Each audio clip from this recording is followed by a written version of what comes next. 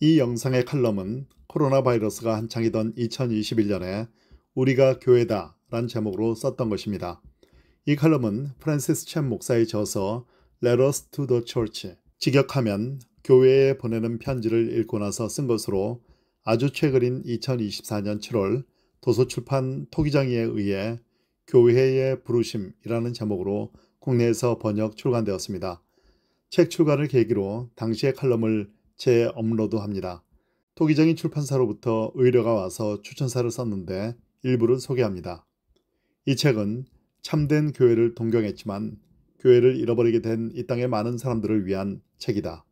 잃어버린 진짜 교회를 찾기 위해 제도적, 종교적 교회를 떠나는 사람들이 많아진 지금의 현실 속에서 우리가 바로 주님의 몸된 교회임을 상기시켜주는 귀한 책이다. 물론 책에 쓴 추천사는 이보다 더 긴데요. 진정한 교회를 추구하는 모든 이들에게 프랜시스 챔 목사의 저서 교회의 부르심을 추천합니다.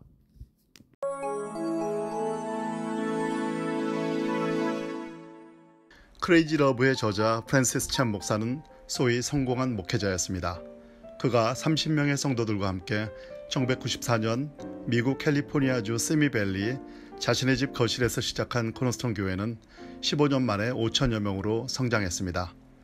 대형 교회 담임의 베스트셀러 작가였던 그는 2010년 자발적으로 코너스톤 교회 사역을 내려놓았습니다. 담임 목사직을 내려놓은 그는 믿음 때문에 박해받는 성도들이 있는 전 세계 선교지를 돌면서 성경이 말하는 참된 교회의 의미가 무엇인지를 깊이 생각하게 되었습니다. 선교지에서 돌아온 챔 목사는 미국 샌프란시스코에서 새로운 교회 운동인 We Are Church 사역을 펼치고 있습니다.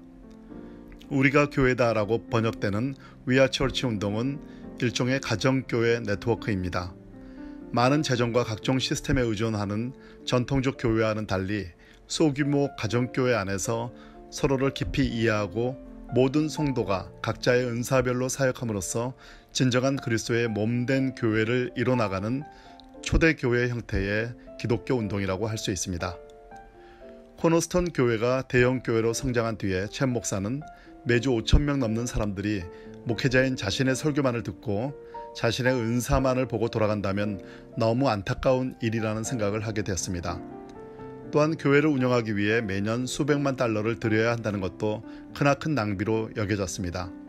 사회에서는 대기업을 경영하고 정부 조직을 이끄는 성도들이 주일에는 교회 의자에 앉아 자신의 이야기만 듣는 것을 보면서 이건 아니지라는 생각을 했다는 것입니다. 그는 이렇게 말합니다. 저는 틀에 박힌 전형적인 교회를 시작했고 소위 부흥시켰습니다. 그게 제가 교회에 대해 아는 전부였습니다. 하지만 어느 한 지점에서 저는 매우 좌절했습니다. 성경에 따르면 모든 사람은 각자 몸된 교회를 위해 사용되어지기 위한 초자연적인 은사를 가지고 있습니다. 매주 5,000명이 단지 저의 은사를 듣고 저의 은사를 보기 위해 교회에 온다면 그건 너무 낭비라는 생각이 들었습니다. 그런 다음에 도대체 이 교회를 운영하는 비용은 얼마나 드는지 생각하기 시작했습니다.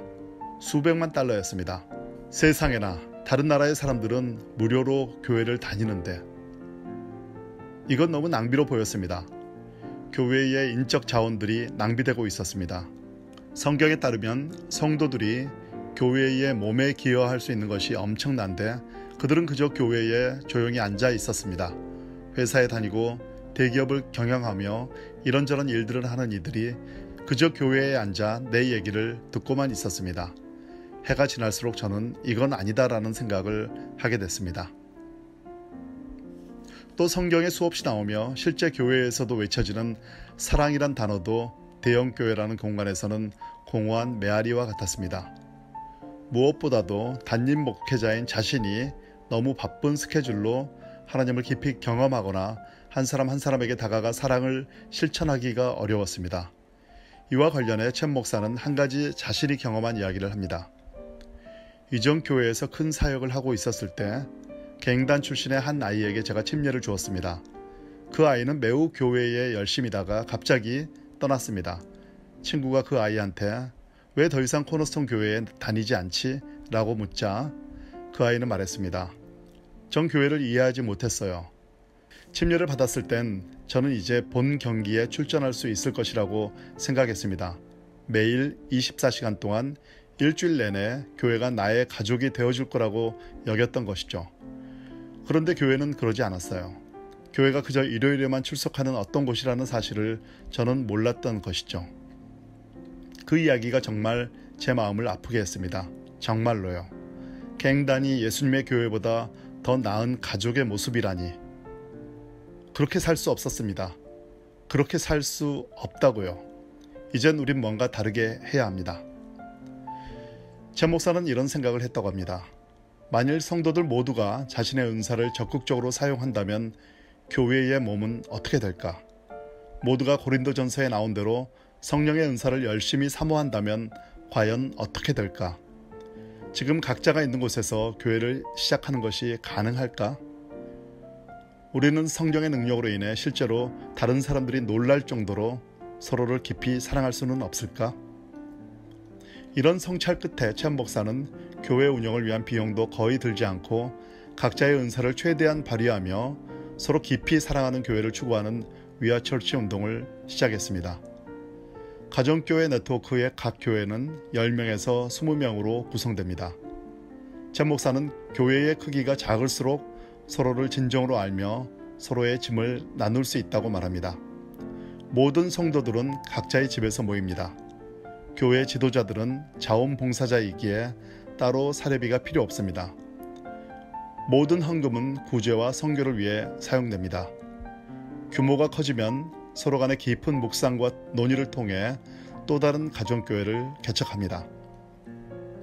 사실 위아처치와 같은 교회 운동은 새로운 것이 아닙니다. 이 같은 가정교회 네트워크는 초대교회는 물론 중국의 교회 등에서도 활발하게 전개되었고 현재 한국에서도 사역 범위가 확장되고 있습니다. 이번 신종 코로나 바이러스 감염증 사태에서 우리는 전통적 교회는 언제든지 한순간에 붕괴될 수도 있다는 사실을 경험했습니다. 또한 기존의 교회로는 갈수록 거세지는 사회적, 문화적 형태의 박해에 적절하게 대처하기 어려운 시대가 됐습니다. 그러기에 위아처치와 같은 가정교회 형태의 운동이 주목을 받고 있는 것 같습니다. 성도들이 친밀한 사랑의 관계 속에서 각자의 은사를 충분히 발휘하는 저비용 구조의 교회라면 어떤 시대와 환경 속에서도 지속되며 배가 될 수 있기 때문입니다. 코로나 바이러스 사태와 그로 인해 불거진 교회의 부정적 모습들을 통해 사람들은 교회란 무엇인가에 대해 진지하게 고민하고 있습니다. 사람들은 우리가 그동안 경험하고 참여했던 교회만이 전부가 아닐 수도 있다는 생각을 하게 되었습니다. 한 목회자에게만 의존하는 신앙생활의 한계와 문제점에 대해서도 깊이 생각하게 되었습니다. 만일 담임 목사가 소위 태극기 부대와 같은 생각을 지녔다면 성도들은 어쩔 수 없이 그의 생각에 따른 현상 해석만을 듣게 됩니다. 소위 촛불에 경도된 목회자와 함께 믿음 생활하는 성도들은 그에게 영향을 받지 않을 수 없습니다. 지금은 현명한 종교 소비자 운동이랄까, 성도들 스스로가 분별하며 믿음 생활을 해나갈 수밖에 없습니다. 사실 프란시스 chen 목사와 같이 고민하는 목회자들도 많이 있습니다. 성도들도 고민하고 있습니다. 위아처치 운동, 즉 우리가 교회다 운동은 그 같은 고민의 한 결과물일 수 있습니다. 앞으로 한국교회 내에 많은 결과물들이 나올 것입니다. 이런 고민과 성찰을 통해 한국교회가 한 단계 더 성숙해져서 주님이 원하셨고 그리셨던 그 본래 교회의 모습을 찾을 수 있기를 바랍니다.